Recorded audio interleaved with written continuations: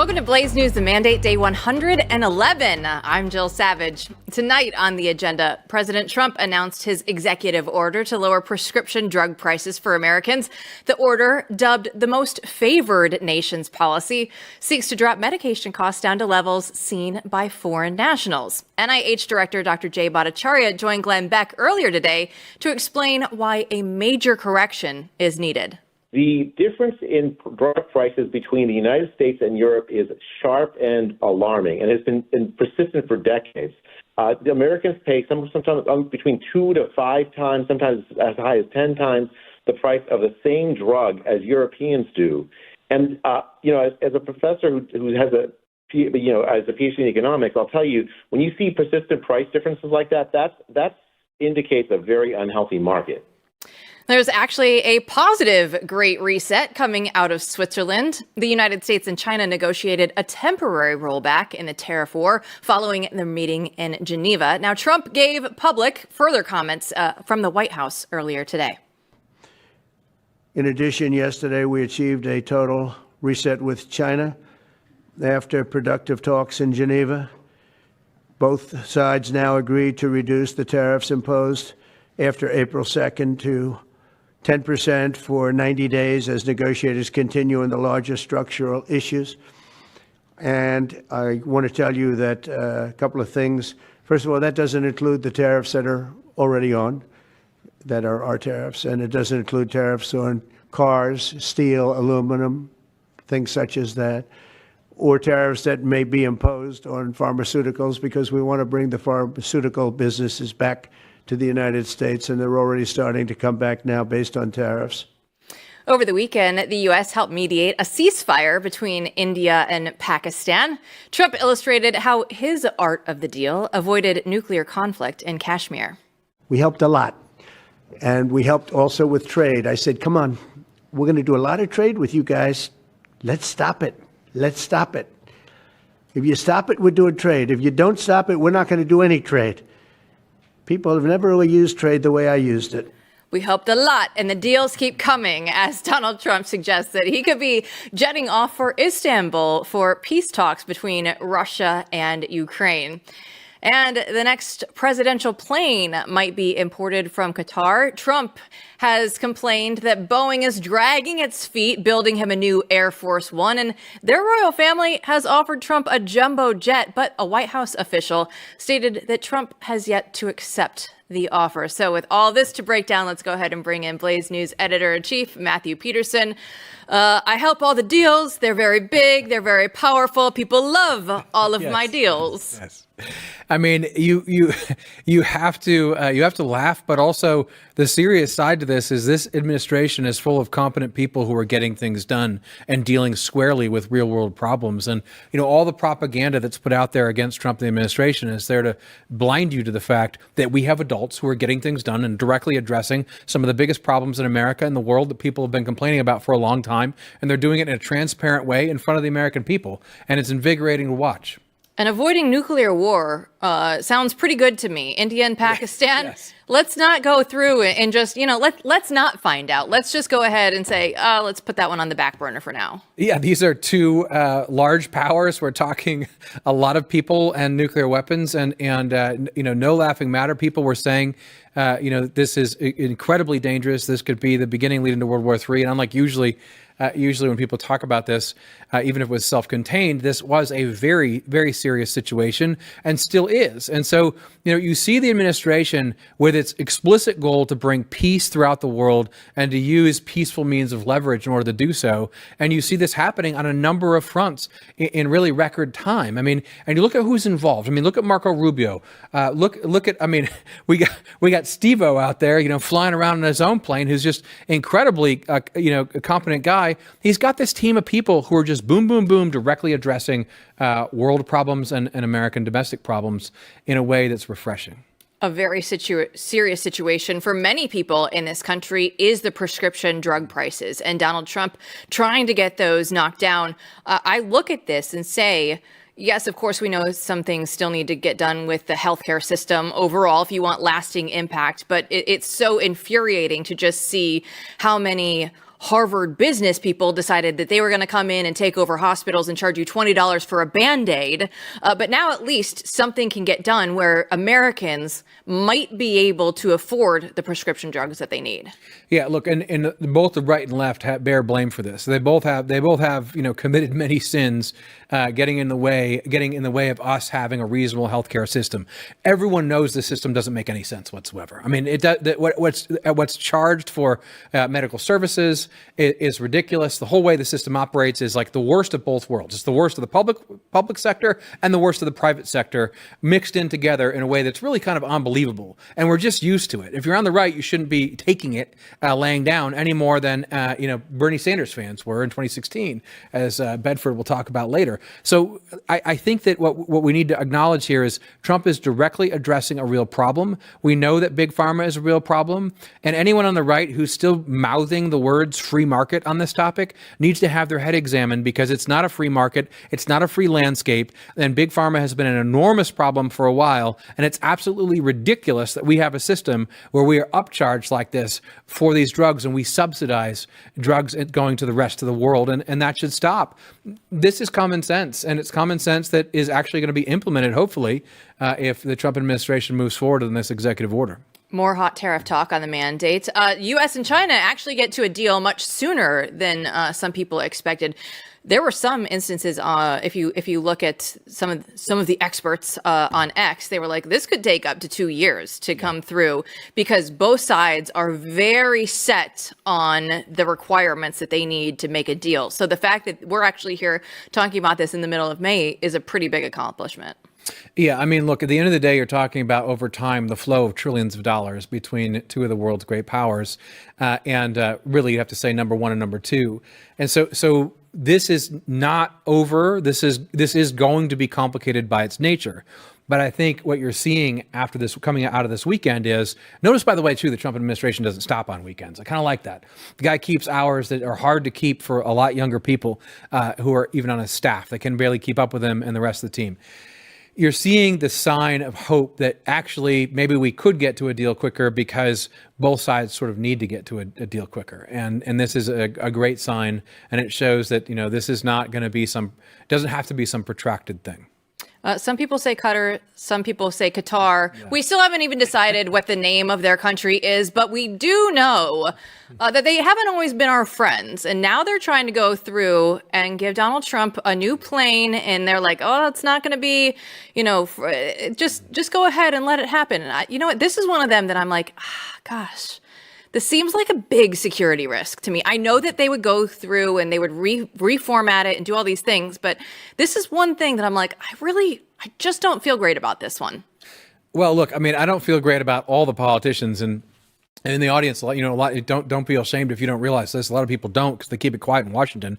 But Qatar sends a crap load of money to our politicians and to people in this country to move to affect influence operations in the Middle East. And so this is a country that is very wealthy for its size, and that spends its money in Washington D.C. on both the right and left. So there is your instinct is, as usual, Jill, correct. There's something wrong about this, right? When you think about how much foreign money is dumped from this country into United States politicians' coffers by hook and crook. But I think the real story here for President Trump is not about, taking gifts from the Middle East. The story for President Trump is, what the hell is Boeing doing, which is just as corrupt as Qatar? The Boeing is one of the primes that is so corrupt and so slow and so bloated and so terrible that has been sucking off the American taxpayers to the tune of billions and billions of dollars every year, that can't produce an airplane for the president. And so this is, I think, his way out of the deal of saying, hey, what the hell? Like, you're going to give me a plane? At least I'll have one. And then he turns over to Boeing like, what's going on? And I think that's good policy. Mic drop. When somebody else has good instincts, Liz Wheeler, she's BlazeTV host. She's actually going to come on in defense of Trump's controversial Surgeon General pick right after this.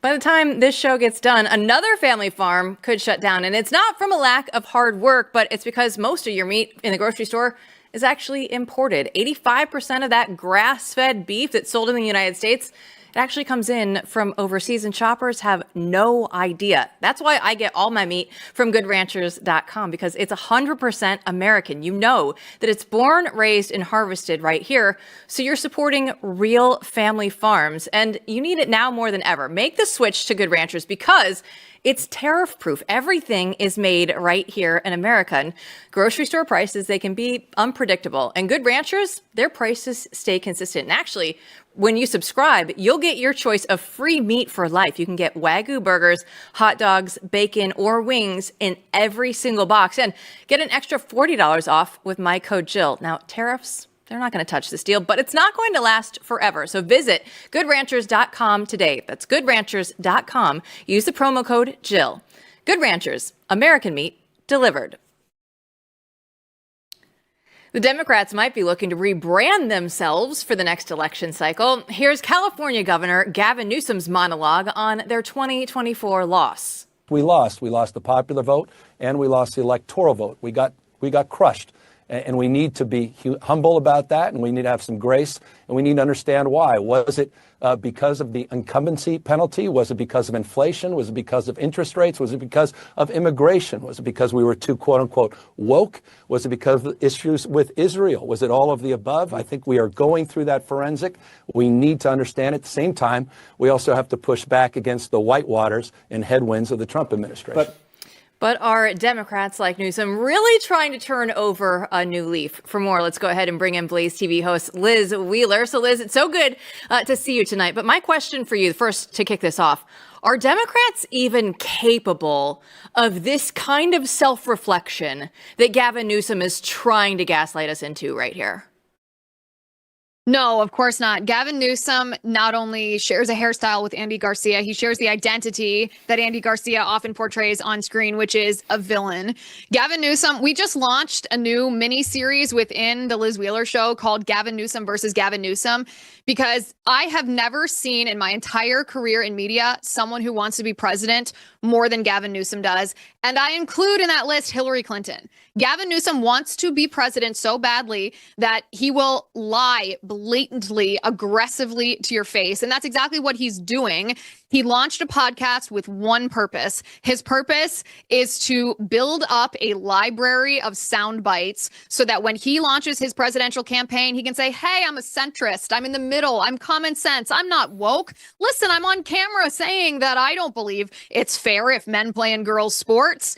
And he's doing this deliberately. He's engaging with people on the right in order to build up this library of content. However, actions speak louder than words, and Gavin Newsom's actions since he's been governor of California since 2019 show that he's not only left, he's not only woke, he is a radical leftist to the nth degree. I mean, in the state of California, while he claims he doesn't think it's fair for girls to be in boys or for boys to be in girls' sports, he has made California a transgender sanctuary state. He allows children who, quote unquote, identify as trans to come there and be trans against the wishes of their parents. He has allowed transgenderism to be put in public school curriculums. His education department prohibits schools from creating policies that require teachers and administrators to tell parents if their kids are being transed at school. This man is on a deliberate whitewashing PR stunt, and conservatives honestly shouldn't just laugh and shake their heads. He is a very effective actor, and if we don't call him out as he conducts this campaign, I fear that he actually will be successful in convincing some people in the center that he is also on the center. Liz, I think you're exactly right in describing Governor Newsom as similar to Andy Garcia's characters he plays in movies, with the exception being that Andy Garcia is a celebrity because he is actually likable. And Greasy Gavin is not, at least if you know who he is. So I think you have a point there. On the other hand, I agree with you, and I've said this for a while, that he is far more dangerous than people on the right want to give him credit for. They dismiss, oh, he's from California, et cetera. He is a chameleon, and he shamelessly lies. He has no problem lying like a psychopath. And I think that makes him dangerous. And, I wonder what you think about other Democrats and whether they would get behind him. Recently we have Representative Jasmine Crockett. Excuse me, I have a rule usually not to fathom the mind of retards and or psychopaths, because you can't really find any rationale there, and there's no there. But we do need to do this because she's sort of a bellwether, right? She represents where people are at. So she seems to say that Newsom is prepping for 2028. I don't know if you've seen this, but here's her not so subtle prediction for the future Democratic nominee. It is this fear that the people within the party, within the primary system, will have about voting for a woman, because every time we voted for a woman, we've lost so far. And I think that that's a natural fear because we just want to win. So there's a lot of people that are like, you know what? Like, let's go find the safest white boy we can find. I mean, I'm just saying. Those are the callers that we're hearing. We're hearing people. No, for real. A white man's got to do it. We're getting those callers. For real. And to be clear, when we talk about them, I can tell you that there is one specific candidate. I had a donor on the phones with me telling me that all the donors are lining up behind that candidate. So I can tell, and I can tell you, it's not a black person nor woman. Okay. So like it is, they have, quote unquote, they have chosen. So what does that tell us? I mean, what do you think Crockett is trying to do by calling this out? And what does that tell us about where the Democratic Party is right now? First of all, I'm extremely grateful for Congresswoman Crockett for opening her mouth every time she opens her mouth. And while it's easy to make fun of her, I would actually caution conservatives not to dismiss her because she reveals a lot of their strategy in her next gen AOC type of rhetoric, talking about what they're going to do. Tim Walz actually recently also said the same thing. He said that he was picked by Kamala Harris to be vice presidential running mate because he was a white man, that he gave permission for white men to vote, white men to vote Democrat, or some ridiculous racist comment. We know the Democrats are racist. Go ahead and keep telling people that you're racist because people don't like that. The American people are not racist at heart. And the more that the Democrats admit that the Democrats are racist, the less the American people are going to want to vote for them. Gavin Newsom is going to be the nominee in 2028. That's my prediction as of now. Things could also change, but given where the different contenders are, who's going to beat him? Kamala Harris? It's funny to me, too, that Jasmine Crockett says that, it's the Democrat electorate or the American people don't want to vote for a woman. We saw what happened the last two times we had female candidates. Maybe, just maybe, the problem was the particular females that you chose and not that the American people are somehow innately sexist. But of course, this is one of the fundamental flaws of the Democrats that have lost them so much support. The American people don't like being told that they are falsely accused of being what they're not. They don't like being accused of being racist, and they don't like being accused of being sexist because by and large, they are not. But the Democrats keep falsely accusing them of being so. Well, let's shift our eyes to the Trump administration, because there's a lot of people online that are accusing Casey Means of being one thing or another. RFK Jr., though, just came out and dropped a pretty fire post for his Surgeon General pick, of course, being Casey Means. So he goes through and says that her biggest qualification is that she left the system and now she's trying to lead the charge to fix it. So is she the right person for the job?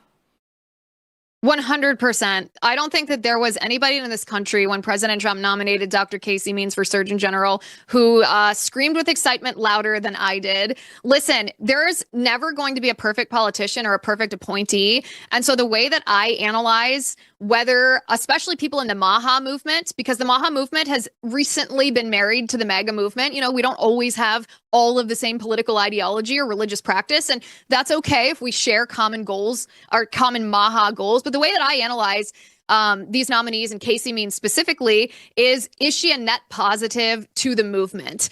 Is she more right than she is wrong? And does she get what the MAHA movement is all about? And starting with that last question, does she get it? This woman was top of her class at Stanford. She was in a residency to be a surgeon, which of course is very difficult to do, when she realized that her patients weren't getting better. She left the traditional medical system in order to dedicate her life to talking about the chronic disease epidemic, and not just whining and crying and ranting, but saying, hey, there's a way that you actually can be healed. She identified the root causes of what goes into a lot of, whether it's autism or autoimmune diseases or cancer rates or whatever these diseases are that so many people are suffering from. And she said, listen, These are metabolic diseases. It's big food and big pharma and the corruption therein. And she has done more, Jill, than anybody else I can think of. She broke through the mainstream media wall. She broke through pop culture, just clearly and factually, accurately articulating something that's very difficult to tell people, which is that something we are doing is causing us to have a health crisis, and we are going to have to radically change our own habits, not just government policies, in order to rectify this. That is a very difficult thing to communicate to people in a way that is going to make people listen. And she's done this successfully. That's the primary role of the Surgeon General. And to have someone in that role who really gets the MAHA movement and isn't worried about, the dollars that they make or the reputational smears that they're going to incur. This is one of the most exciting things that RFK Jr. has to look forward to, and one of the best appointments that President Trump has made. So given all that, Liz, what do you make of the controversy or some of the people arguing about this online? Yeah, there's a few different people who are going after this. There's Laura Loomer, who, by the way, I have great respect for her reporting. I always take seriously her vetting, her executive level vetting reports that she releases. She's done really good work exposing some people infiltrating the Trump administration. And I will continue to respect her work and take her reports seriously. But what I mean when I say that is I analyze for myself whether her information that she's revealing about these people is important to whether they should be in their positions. And in this case, Laura Loomer reported that Dr. Casey Means doesn't have a medical license actively anymore. Well, that's not really a scandal. I mean, her whole story is that she left the traditional medical world. She wrote a book about it. So that's not super serious. And then the other accusation is that on her medical license, her name was Paula Means, not Casey Means. Well, my best friend's name is Catherine Rose, but we have always called her Rose. I've never heard anyone call her Catherine, but on her nursing license, it says Catherine because that's what the medical boards require you to do. So that's not really that scandalous. I understand and relate to. I mean, I empathize with Laura Loomer. She wanted a job with the Trump administration doing this kind of vetting inside the Trump administration. She says herself she's been denied that position 4 times because of staff impeding her after President Trump's offered her that job. So what she's doing now is she's just trying to levy her influence and show President Trump that she's still influential, even though his staff is subverting him. And, one of the things I respect about her is she's a pit bull, but that also means she doesn't know when to loose her bite. So I respectfully disagree pretty strongly with her on this. Nicole Shanahan also, that's RFK's former vice presidential running mate, has disagreed with this pick. She had a pretty strong post on X about it, saying that it was the wrong pick, saying she felt betrayed by RFK. And then the next day, Glenn Beck interviewed her on his radio show and asked her, why don't you support Casey Means? Why are you opposed to her? And, she didn't seem to have a lot of substantiation for her reasoning. I'm actually going to be interviewing her on the Liz Wheeler show tomorrow.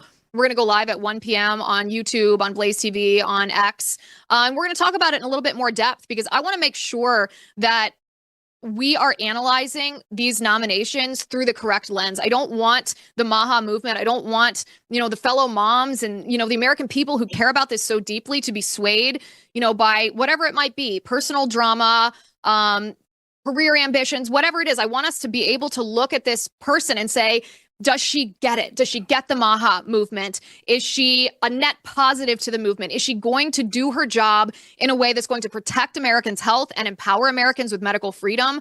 And I don't want the American people to get distracted by attacks against her if those attacks aren't substantiated. I'm the first one to say, if you've got a case against her, let me know. But so far, I have not seen a good case against her. Well, Liz, I think you have it exactly right. And we've been saying on this show, having a great debate over confirmation, people who are put up there and as nominees is healthy as long as the standard is exactly what you said. Does this help the movement moving forward? And I think we should be able to have these discussions in an open, free and honest way.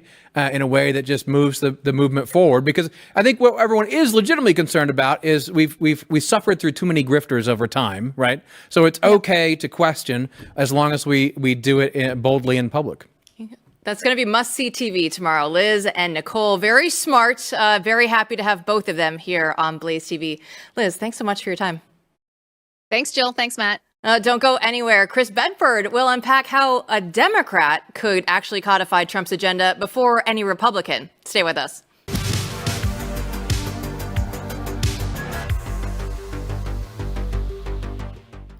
We know conservatives are winning. We love winning so much. And the momentum, we know it's shifting our way, but we still have a long ways to go. We can't let our foot off the gas just yet. But this is exactly why Blaze TV exists. And we need to keep pushing. We have all the bold voices, all the great reporting, and the stories that the corporate media won't touch. So when you subscribe, you're not just watching Blaze TV, you're actually standing with a movement. And it's just $8 a month right now, and you use code BNT at checkout. So go to blazetv.com/BNT right now. Use that promo code BNT to save $20 off an annual plan. And let's keep winning together. It's Blaze TV, unfiltered, unafraid, on demand. President Trump is taking another big swing at Big Pharma, and this time he's promising prescription drug prices could drop as much as 80%. Now, if he pulls this off, it could be one of the biggest wins yet for your wallet and your medicine cabinet. Chris Bedford is here with more. So, Chris, it's actually a Democrat representative in Ro Khanna who's offered to introduce the legislation for the EO exactly as it's written. So are we going to actually hear on the mandate? Are we going to have to thank a Democrat on this show potentially? Yeah, Ro Khanna is an interesting guy. He's got a lot of different things where he and I are going to disagree with pretty strongly. But some of his stuff he's talked about with censorship, some of the stuff that he's talked about with COVID, some of the stuff he's talked about with children's access to the internet, and some of the stuff that he's talked about with pharmaceuticals is directly on. He's kind of an interesting Democrat, doesn't really fit in with the others. He's Silicon Valley is who he represents. And sometimes he has some positions there which are way too protective of his friends in Silicon Valley. But at the same time, he tries to balance that. And he's not his big donors and his backing and his base are different from a lot of just kind of the rabid left-wing base that you see in other parts of California. They walk a different line. And so you'll see, not ever since he came to D.C., actually, since the first week he was here, I got an opportunity to meet him. Just someone who's more willing to kind of buck the Orthodox Democrat views. And right now, I mean, the Orthodox Democrat view for my entire life has been to lower prescription drug prices. That was a huge aspect of Obamacare, every other thing that they've ever tried to sell. None of it's ever worked. They usually end up enlisting the pharmaceutical companies to push their massive legislative bills, and the carve-out that they get in exchange for that, the pharma companies, is that they don't get impacted the way that they thought they might. And it's such a huge industry. They're making so much money. I mean, I know people in Washington who make their money and live very well by holding up patent lawsuits and suing generics, because every day that they're able to keep generics off of the marketplace is millions of dollars in the pocket of their parent company.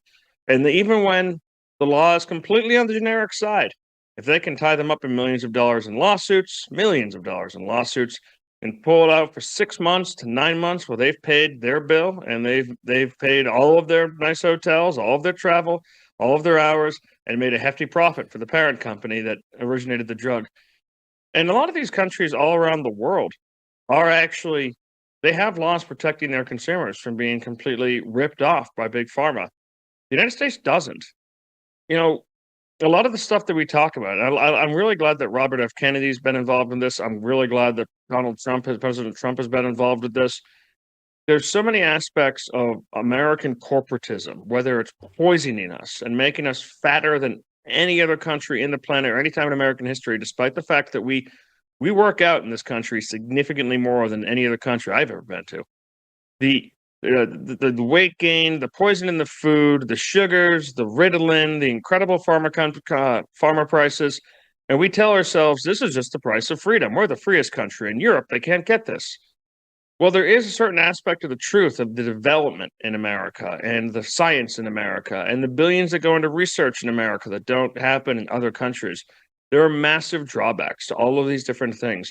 And I'm really happy to see both parties. I'd be shocked if Democrats really came on board with this. They're going to say it's not what they want, so they're not going to do it. They don't want to give Trump a win. But it'd be great to see both parties actually walking in unison saying, no, you can't rip off our sick. You can't rip off our dying. This is completely insane. Yeah, well, on that note, while we're on this topic real quick, I mean, Ro Khanna is interesting. These things get overplayed sometimes, right? I mean, he's still a lib and beholden to certain interests, just like everyone else. But he is interesting, and we have to give him credit because people like Bernie Sanders, who by all rights should be for this, right, are awfully quiet right now. And there's a lot of people on the left who have egg on their face because they're not going to do a damn thing about it. So kudos to him for coming out and doing this. But given that Congress has, 5 achievements to its credit, to its name since the Trump administration started, do you think there is any there? Is there any potential that this could be a win-win for everybody? I mean, not in the Senate. Extremely unlikely, I would say. It would be a great. I think you could definitely get it to the House of Representatives. But I mean, keep in mind that the Senate is where legislation looking at safety regulations on the railroads after they literally blew up an Ohio town was completely steamrolled because of the amount of money the railroad industry puts into different senators' pockets. You had conservative Republicans and liberal Democrats alike coming down on Vice President Vance. You had open, angry words that were shot back and forth in public at a hearing between then freshman Senator Vance and Senator Ted Cruz, who you would think would be on the same side, but absolutely were not on those issues. And a lot of that is because of the influence of money and also an unwillingness to do anything. And I can already see this is such a classic line from these different fake conservatives. Well, Ronald Reagan wouldn't regulate these markets. That's not true. Or Ronald Reagan wouldn't be interested in getting the same rates that the rest of the entire planet gets to have access to the technologies that we develop in our country with our infrastructure and our universities and our R&D. That's not true either. But that's the kind of thing that they pull when they're actually afraid of this sort of thing. I mean, you would have thought that after all of the excesses of the first couple months of COVID, first 9 months or so, that when a vaccine finally came around, a very faulty one, it later turned out, that Republicans would be willing to look at everything that had gone wrong and say, you know what? I'm not going to mandate that citizens get this. And if they don't, let corporations ban them from doing business or going to their local grocery store or keeping their job. They literally didn't do that. And of course, they cited Ronald Reagan, who's not around to defend himself in doing so. So I would love to see something happen. And with the president pushing, if he really does make it an effort, then maybe you'll see something if Democrats start to break. But that win with the current partisanship seems unlikely. Let's move on to your Beltway brief for today. I love the title of this, by the way. Who can lead the Democrats out of the wilderness? Well, Bedford, you wrote it. Who can lead them out? Who can do this? No one. At least no one right now. And that's kind of the point. And speaking of Bernie Sanders, Matt, he's kind of a classic case. I remember being in the campaign trail in New Hampshire in 2016, the primary trail. Sanders was out there, and Donald Trump was holding really electric rallies at this point, and he's held electric rallies since. And not to put him down at all, but Bernie Sanders rallies in 2016 were like nothing I'd ever been to. All of it was pretty new between those two candidates. And it was surprising to see how many normal people in New England and Iowa and around the country were in between Donald Trump or Bernie Sanders, because both of them were expressing extreme contempt and dislike with the status quo and what was going on, and letting the American people pulling back the curtain and saying you're getting ripped off and people are lying to you. But to go into that gymnasium, the one where I saw him at a high school gymnasium that was packed out, the crowd was young. The crowd was electric. The crowd was growing in its applause and in its rage. And it crescendoed with Bernie Sanders ending his speech with his finger pointing in the air, calling Hillary Clinton a war criminal for her vote in Iraq. And the place, I felt the floors rumble underneath me with how much energy was in there. That's not the Bernie Sanders who's not going to join with Donald Trump to do prescription costs. That Bernie Sanders refused to talk about race and all these different things that people kept on trying to pull him into, gender identities. He was an old school Marxist. He had his own ideas about class and structure, and he actually built a movement around it. I don't think that's the kind of movement I would like to see running this country, but he was really a leader of a movement that didn't exist before him. And now where is that Bernie Sanders now? He's gone. There was nothing like him. He mealy mouths his way through different Democratic talking points. He puts an independent next to his name when he's voting again, but he doesn't vote independently on a single thing. He'll take Donald Trump's side against Donald Trump tries to end a war he spent his career trying to end. He'll side against Donald Trump. And this guy who would led a movement that nearly toppled Hillary Clinton, the next queen, remember all the stickers, I'm with her, like she was just supposed to be this singular embodiment of female aspiration. That guy couldn't even beat Joe Biden a few years later because he was just a shadow of himself. Or Barack Obama, who really was a visionary leader in the Democratic Party, someone who inspired a new radicalism and a new movement, who was able to let the rest of the country think he was more of a centrist by using Reagan-esque language, but in his policies was hard to the left and pulled the party hard to the left and built a coalition that didn't exist before of illegal immigrants and environmentalists and for a time, white working class and working class of all types with college professors. That was a really powerful coalition. But now he needs Beyonce at his rallies and Bruce Springsteen to show up if he's going to really draw a crowd. And he hasn't been able to direct that energy into any new candidates other than himself. So he built a movement too, but where is he now? He's gone. He left. He went to go party with Jay-Z in Martha's Vineyard in Hawaii.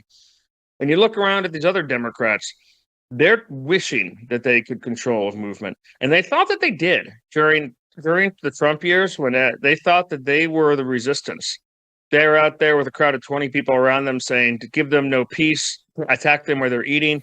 And they saw, well, people are attacking them while they're eating. They're giving them no peace. They must be listening to Maxine Waters, whoever it was. And it turns out they actually weren't. This movement was never led by J.D. Pritzkers or Congressman or Gavin Newsom. This was led from the groundswell up. It was a radical left-wing student, Antifa, anarchist movement mixed with a lot of people who really just wanted to commit crimes when civil disorder broke down. A lot of people who are more interested in sneakers and color TVs. They thought they are in charge of that. And you can see how clearly that they were not when people like Pritzker are out there now trying to summon that movement back to hold Donald Trump's feet to the fire once again. And no one's responding. And at the same time, if you want to see just how much this movement actually led them around by the nose, look how many Democrats are trying to walk back the excesses of 21, 22, 23, 24, 16, 17, 18 that they participated in. The reparations and the race-based segregation in schools, segregation universities, segregation all over, these completely wild policies that were pushed under this woke mantra, disbanding the police.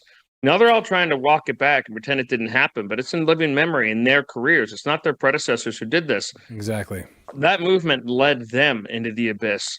And now not only are they all tainted, but there's no visionary like an Obama or like a Donald Trump who's able to take the party and lead it back from the abyss in a direction that completely changes a lot of its current thinking, which is completely dictated by that radical base. So, Chris, in the 30 seconds we have left, I mean, it strikes me that, as you rightly say, it's been decades, like 3 decades. You have to go back pre-Bill Clinton to find a time where the Democratic Party really didn't have a leader. And Clinton, by the way, this is my point. Clinton came out of nowhere. So, I mean, it seems like you're sort of pushing for, look, the next leader, like we don't see him now, but this may come unlooked for at some point. Yes, he's someone who will come. Republicans shouldn't just rest on their laurels. Eventually the people will get sick of their excesses. I mean, Ronald Reagan won his re-election with an absolute historic landslide.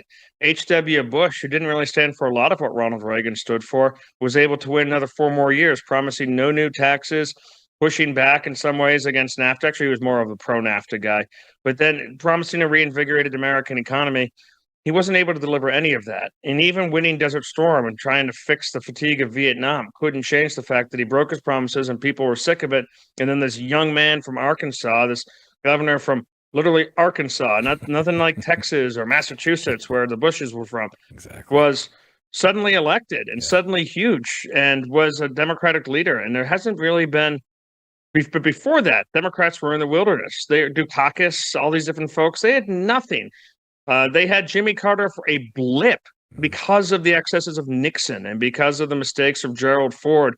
and then they were just swept right out after that. They spent a long time in the wilderness and could again if they don't change their ways. Listen, you're going to spend a lot of time in Iowa in a gymnasium, but it's not always going to have to be bad. We can actually go back for the America 250 celebration, because that is going to be in my home state of Iowa. Now, I'm not saying it's going to be as good as Bedford's DC bar crawl, but I do know some places. So when we get there, Taco pizza, right? It's all the taco pizza. That's what's going to happen. Bedford, get ready. I'll prepare for that. You're going to need to. We'll catch you tomorrow. See you then. Well, do everyday Americans support Donald Trump's executive order on prescription drug costs? We'll have your answers just ahead.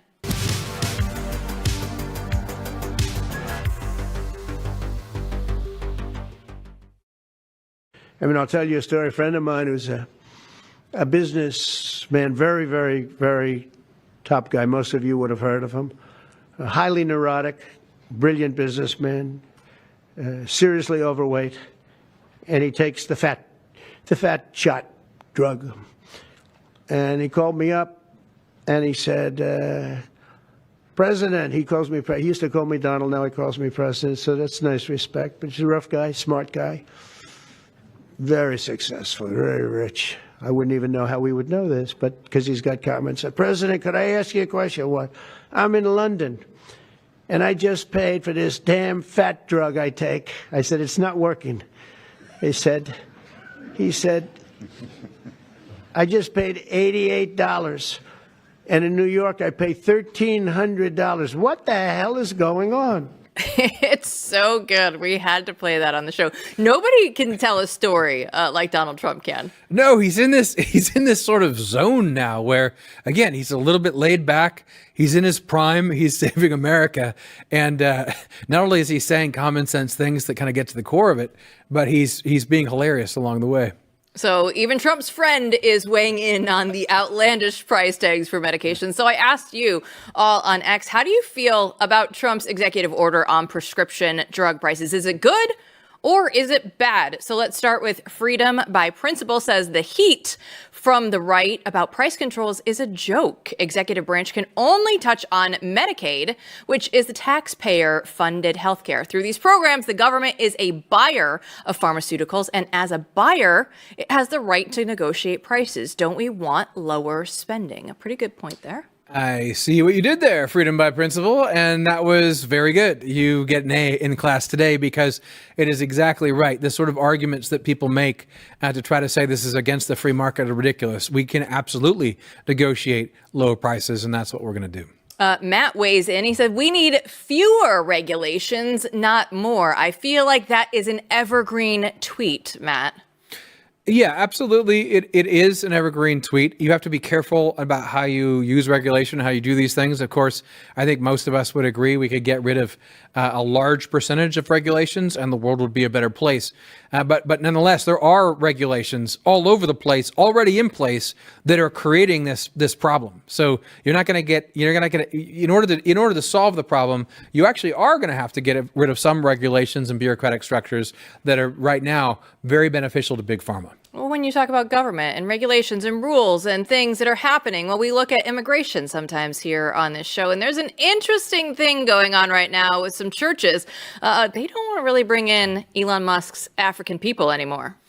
Yes, this is a very telling moment for the weirdness of the entire immigration debate. And Donald Trump has this way of pulling the mask off and revealing what's actually going on, at the core of things. And this is a good example of this.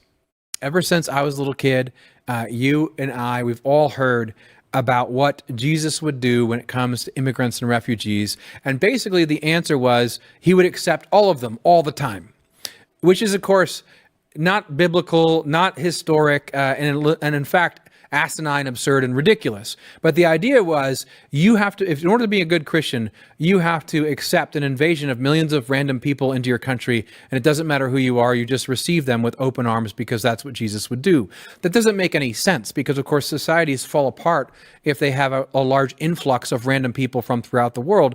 But let that be, right? Let that be. This is what we heard for years. And so these people masqueraded as if, with their moral preening, as if they were superior to everyone else because of their stance on unlimited immigration and open borders. And what just happened with the Episcopal Church reveals the weird root of the problem, reveals that they've really been lying all along. You see, Donald Trump's administration decided that they should let in a handful of Africans, South Africans, who happen to be white, from the country of South Africa as refugees. And there's less than 100 of these people coming in. And at that, after all the tens of millions of people that have come here that the Episcopal Church was willing to welcome with open arms, working with the government and NGOs to bring in, when they found out that they had to bring in a handful of white people, they got very upset and they said they aren't working with the government again to bring in refugees. Now, I submit to you, why? That is very strange that you have upper middle class and wealthy white people who have this weird moral preening over bringing in some races as opposed to others, because it shows that they're not racist and they're superior. And there's something about this that's almost suicidal. It's almost the Western world's desire for suicide. But it's really weird. It's a kind of race fetishism that these people manifest. And now it's out in the open because you can see what this was really about for these people, which is very strange. And I don't think what Jesus would do. How long would the white South Africans last in Martha's Vineyard? Would they last longer than 48 hours or less? What's the over-under here? I have no idea. It depends. If the cameras are rolling, they're gonna probably have to get them out right away, and they wouldn't be enriched like they were with the handful of people from South America, because after all, they are probably bad because they are white. That would be the reasoning. And of course, remember, you can dump 20,000 Somalis on a town of Springfield, Ohio, but you can't dump a small handful into Martha's Vineyard, which takes tens of thousands of people, hundreds of thousands of people every year for tourism, because they just simply didn't have the resources to take care of them. These people are hypocrites, and they play a weird racialized game that is sick and wrong and involves some kind of self-hatred. And so now that it's exposed, it's time to make clear that everyone sees that for what it is and to move on. Yeah, I saw Mike Benz talk about something very similar to this, in that when they bring over some immigrants, they try and put them all in the same state, the same city, and it actually just makes it easier for them to eventually take over, all of the political process and everything. It's like, why would we do this? If we're the Americans here, why not make it easier for them to assimilate to our culture, as opposed to just making it easier for them to say, oh no, just keep things the way that they were. We'll make everything nice and simple for you. No, exactly. And the whole point is we can't assimilate right now. We have a school system that does the opposite of assimilation, that makes people hate their country. So until we change things, we got to basically say no mas, no more. We need some alone time to figure our own self out and to restore American republicanism again. The church got mad that the DEI rules no longer apply here in America. I'm okay with it. Well, thanks for watching tonight, everybody. We'll see you back here again tomorrow.